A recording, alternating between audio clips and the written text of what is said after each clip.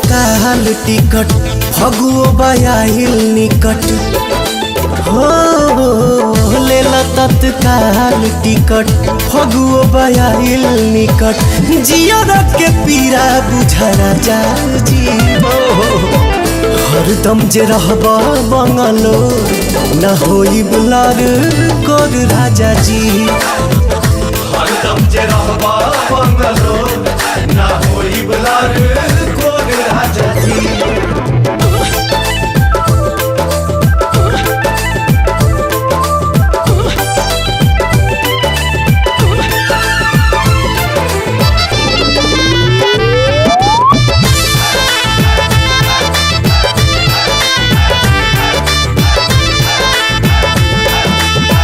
किन किन धैले बानी ढेर के खेलावाना ए हो किन किन धैले बानी ढेर के खेलावाना खेले वाला कहिया आइए सैया बतावाना आज कन्फर्म कर राजा जी बनू हो हरदम जे रहबा बंगलो ना होई बुलार कोर राजा जी हरदम जे रहबा बंगलो ना होई बुलार कोर राजा जी। होली हा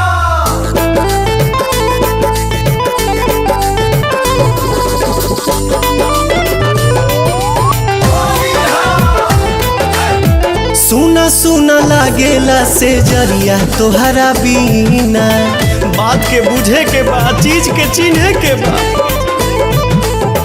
सुना सुना लागेला से जरिया तोहरा बीना भला ही तू चल जइहा देके एगो चीना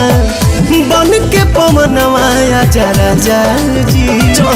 दीपक हरदम जे रहबा बंगलो ना होई बुलार कोर राजा जी हरदम जे रहबा बंगलो